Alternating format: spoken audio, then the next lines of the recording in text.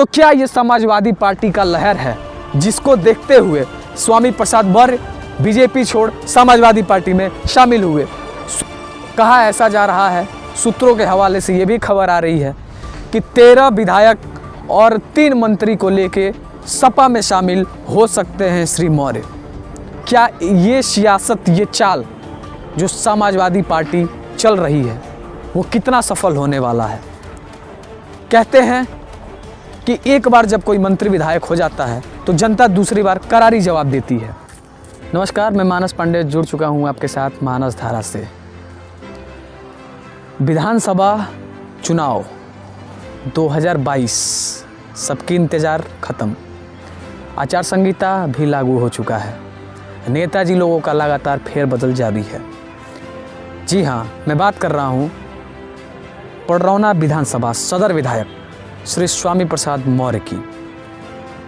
2012 से लेकर लगातार अभी तक पडरौना विधानसभा से अपनी सीट पर करारा विरोधियों को जवाब देते हुए इस सीट पे अपना कब्जा जमाए रहे और इसका नतीजा पंचायती राज मंत्री भी रहे और सूबे के योगी सरकार में श्रम विभाग में भी मंत्रिमंडल में अपना जगह स्थापित किया। कुछ दिन पहले लगातार चर्चा का विषय बना रहा कि श्री मौर्य बीजेपी छोड़ने वाले हैं, तो उनके समर्थक ऐसा कह रहे थे कि वो बीजेपी नहीं छोड़ने वाले। आजकल का सिलसिला लगभग महीने भर से जारी था और आज वो दिन है कि वो सारा सिलसिला ख़त्म हो चुका, क्योंकि आज फाइनली श्री स्वामी प्रसाद मौर्य ने भारतीय जनता पार्टी से इस्तीफा देके कैबिनेट मंत्री से का पद माननीय राज्यपाल को एक अपना नोट लिखा, एक ज्ञापन दिया जो अपने लेटर पैड पे लिख के उन तक भिजवाया कि मैं मंत्री पद छोड़ रहा हूं। कहा ऐसा जा रहा है, सूत्रों के हवाले से ये भी खबर आ रही है कि 13 विधायक और 3 मंत्री को लेके सपा में शामिल हो सकते हैं श्री मौर्य। तो ऐसा ज़रूरत क्या आन पड़ा?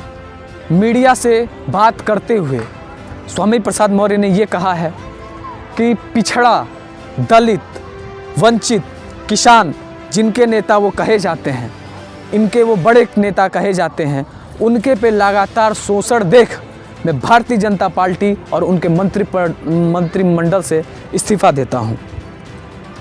तो क्या ये सियासत, ये चाल जो समाजवादी पार्टी चल रही है वो कितना सफल होने वाला है?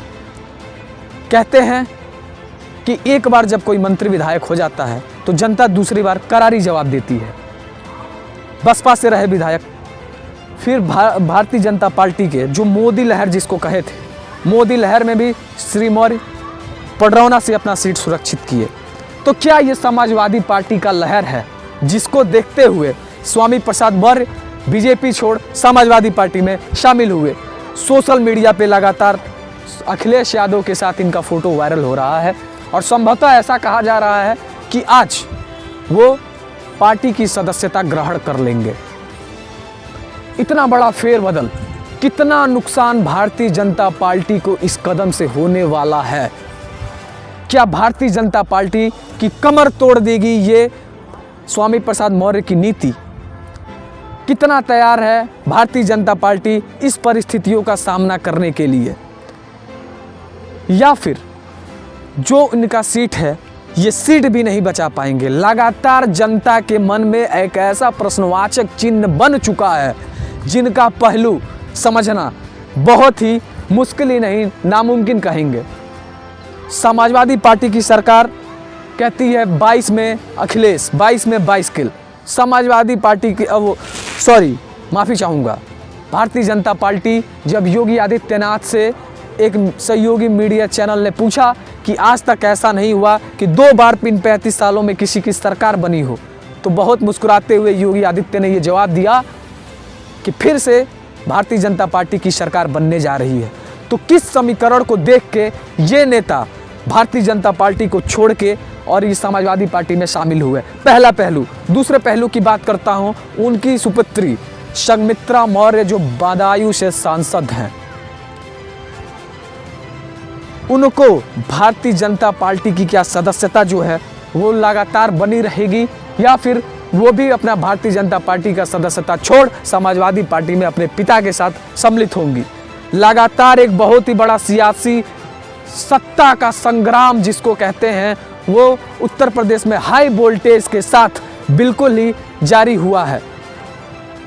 किस तरह का राजनीतिक पहलू, कितना फायदा कितना घाटा इन पहलुओं से होने वाला है ये तो आगे ही देखेंगे और बात करेंगे, जानेंगे सभी से कि सबके मन में क्या चल रहा है और 22 में किसको जनता अपने ऊपर, किसके ऊपर अपना भरोसा बनाए रखेगी। तो बहुत बहुत धन्यवाद हमारे सहयोगी रितेश मिश्रा के संग मैं मानस पांडे, टीम मानस धारा।